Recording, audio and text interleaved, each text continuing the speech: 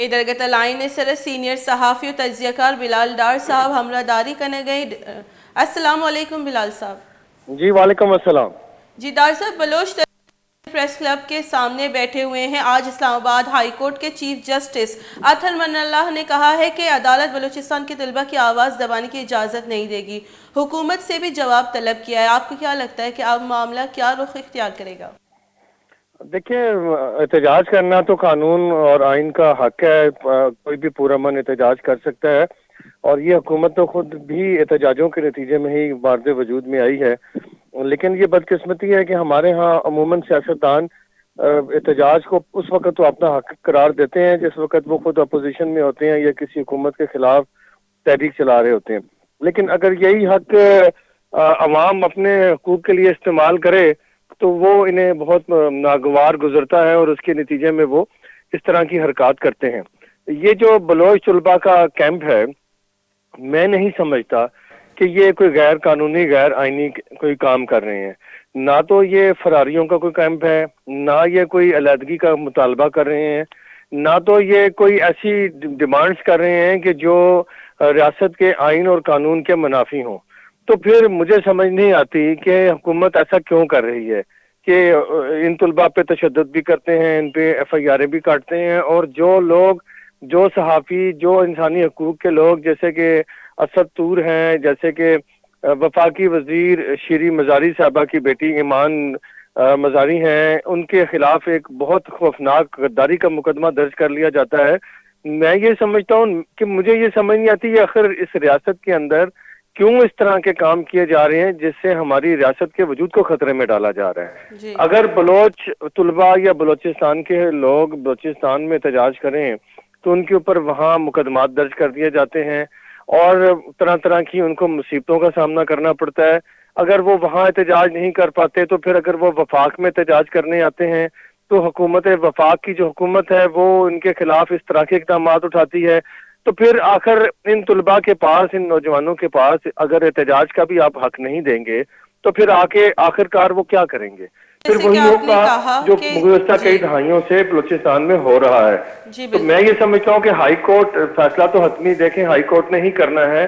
और अदलिया जो भी फैसला करेगी वो यकीनन आइन कानून के मुताबिक होगा, रूल्स के मुताबिक ही होगा। जी लेकिन मैं ये समझता हूँ कि इस्लामाबाद हाई कोर्ट इंशाल्लाह ताला जो भी फैसला करेगी वो इन बलोच तलबा के हक में ही होगा, क्योंकि मैं नहीं समझता कि ये तलबा कहीं भी कोई गलत काम कर रहे हैं या इन्होंने कहीं भी आइन कानून को तोड़ा हो। तो जी मैं तो बल्कि इस्लामाबाद में बैठे जो मुख्तलिफ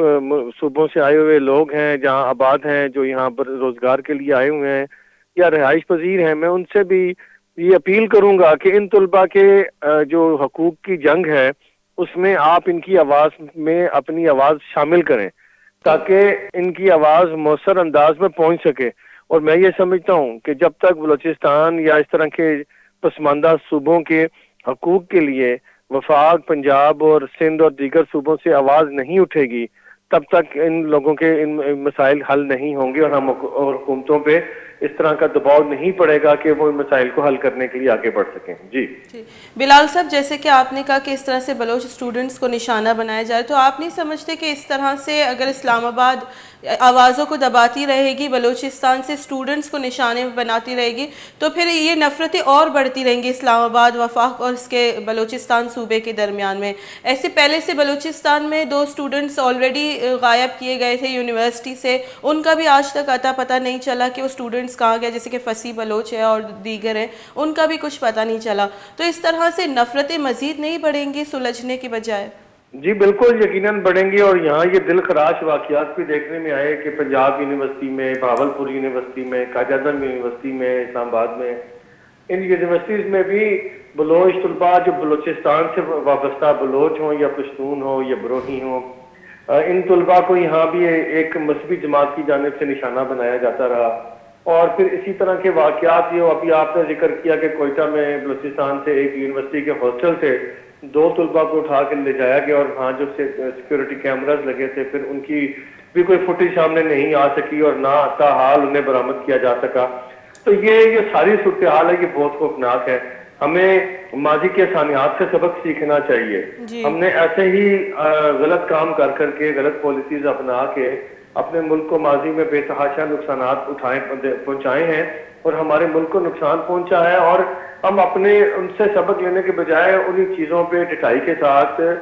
کھڑے ہوئے ہیں, اور اپنے ان اعمال کو ٹھیک کرنے کے بجائے بلکہ ان اعمال میں مزید شدت سے خرابی لاتے جا رہے ہیں. تو بلوچستان کے طلباء کے ساتھ جو ہو رہا ہے پھر یقیناً پھر وہی ہوگا کہ پھر ہم نے دیکھا کہ جو سیکیورٹی اداروں کی رپورٹس ہیں, جو تحقیقاتی اداروں کی رپورٹس ہیں, کہ جو بلوچستان میں آئے روز دل خراش دہشت گردی کے واقعات ہوتے ہیں جس میں معصوم جانیں جاتی ہیں, تو ان میں کئی ایسے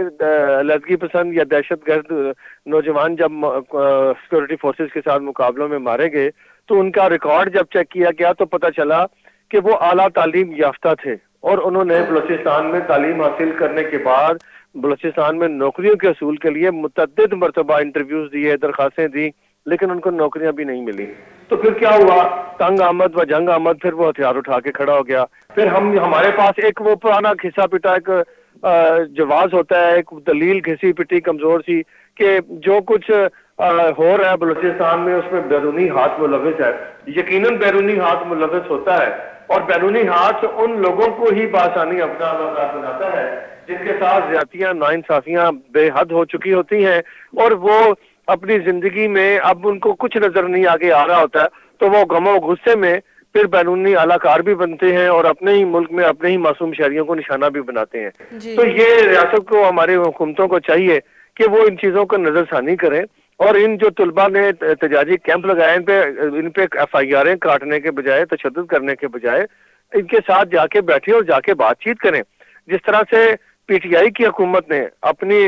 ماضی میں جب نواز شریف کی حکومت گرانے کے لیے اسلام آباد میں جس طرح سے دھرنے دیے, جس طرح سے تشدد کیا, اور جس طرح سے پولیس اہلکاروں کو مارا ہے, اور اس کے بعد جو املاک کو آگ لگائی ہے, اس کے وہ تو یہ بلوچ طلباء نہیں کر رہے. بلوچ طلباء تو اپنی آواز ایک آئین قانون کے دائرے میں رہ کے اپنی آواز اٹھا رہے ہیں, اور انہوں نے تو آج تک ایک گملہ بھی نہیں توڑا بیچاروں نے. تو پھر ان کے خلاف اتنا زہر کیوں حکومت جو ہے وہ اگل رہی ہے, ان کے خلاف اتنی نفرت کا اظہار کیوں کر رہی ہے کہ ان کے اوپر مقدمے بنائے جا رہے ہیں, ان کو بے ایمانہ تشدد کا نشانہ بنایا جا رہا ہے, اور پھر بھی ان کے غم و غصہ ٹھنڈا ہونے کا نام نہیں لے رہا. تو اس کا مطلب تو یہ ہے کہ شاید پھر حکومتیں یہ چاہتی ہیں یہاں کہ بلوچستان میں جو کچھ ہم کر رہے ہیں وہ تو ہوتا رہے, اور نہ ہی ہم اتنا ان کو تشدد کا نشانہ بنائیں کہ آئندہ یہ لوگ وہاں سے اپنا احتجاج لے کے وفاق کی طرف آئیں ہی نہ. تو پھر جب نہیں آئیں گے تو پھر یقیناً یہ لوگ پہاڑوں پہ چڑھ جائیں گے, اور پہاڑوں پہ جا کے جو کچھ کریں گے وہ پھر ہمارے ملک و قوم کے لیے یقیناً نقصان دہ ہوگا. میں اللہ نہ کرے کہ کوئی بلوچستان کا نوجوان پہاڑوں پہ چڑھے, اور اللہ نہ کرے کہ ہمارے ملک میں مزید خون خرابہ ہو. اس کے لیے ہمیں اپنی پالیسیز کو ٹھیک کرنا چاہیے, ورنہ ہمیں بہت نقصان ہوگا. اور سیاستدان تو ہمیشہ بند گلی میں بھی اگر نہیں جاتا, اور اگر اسے بند گلی میں دھکیل بھی دیا جائے وہ وہاں سے بھی راستہ تلاش کرنے کی صلاحیت رکھتا ہے, اور اس کے لیے کوشش کرتا ہے. تو تشدد تو ایک میں سمجھتا ہوں کہ آخری حربہ ہوتا ہے, لیکن حکومت تو پہلے ہاتھ ہی تشدد کر رہی ہے. اس سے اندازہ ہوتا ہے کہ حکومت بہت گھبرائی ہوئی ہے. شاید یہ گھبراہٹ اس وجہ سے بھی ہے کہ وفاقی حکومت کے خلاف آج کل تحریک عدم اعتماد کی تیاریاں ہو رہی ہیں, اور ان کی اپنے اندر نقب لگ چکی ہے, اور بہت سارے لوگ شاید وفاقی حکومت کو چھوڑنے کے لیے آمادہ تیار ہوئے بیٹھے ہیں. تو شاید حکومت اب اتنی خوف زدہ ہے, اور کہ اب ہم دیکھتے ہیں کہ ان کے بڑے بھی بڑی بدزبانیاں کرتے ہیں جلسے جلوسوں میں, تو پھر یہ غم و غصہ شاید وہ سب پہ نکال رہے ہیں. بلال صاحب, جو اسلام آباد کے ریمارکس ہیں اس سے آپ کتنا سمجھتے ہیں حکومت کتنا اکاؤنٹیبل ہوگی؟ دیکھیں جی, حکومت تو یقیناً اس معاملے میں بالکل اکاؤنٹیبل ہے, کیونکہ ان کی اکاؤنٹیبلٹی تو ہونی چاہیے. یہ تو کوئی بات نہیں ہے کہ اگر آپ کے پاس حکومت ہے تو آپ کسی کو بھی تشدد کا نشانہ بنائیں. عمران خان صاحب تو ماضی میں یورپ, امریکہ اور کینیڈا اور دیگر تہذیب یافتہ ممالک کے سیاستدانوں کی مثالیں دیتے رہے کہ وہ کس طرح آئین قانون کی پاسداری کرتے ہیں, وہ کس طرح سائیکل پہ بیٹھ کے یا عام پبلک ٹرانسپورٹ پہ بیٹھ کے وہ دفاتر جاتے ہیں. عمران خان صاحب وہ سب کچھ تو نہیں کر سکے, لیکن عمران خان صاحب یا ان کی پارٹی کے پاس یا ان کی حکومت کے پاس کوئی ایک سنگل دلیل ایسی نہیں ہے جس سے وہ لوگوں پہ ثابت کر سکیں یا مطمئن کر سکیں کہ یہ جو تشدد کیا ہے وہ ٹھیک کیا ہے. یہ غلط ہے. میں سمجھتا ہوں کہ یہ بلکہ پرچہ اب وفاقی حکومت پہ, ان کے وزیر داخلہ کے اوپر اور جو آئی جی اسلام آباد ہے اور جو متعلقہ ایس پی صاحبان اور ایس ایچ او صاحبان ہیں، ان کے خلاف یہ مقدمہ درج ہونا چاہیے کہ انہوں نے پرامن بلوچ شہریوں پہ تشدد کیوں کیا ہے طلباء پہ. جی بہت بہت شکریہ بلال ڈار صاحب سینئر تجزیہ کار سینئر صحافی میں گما گپ اتران کرنے کا بتا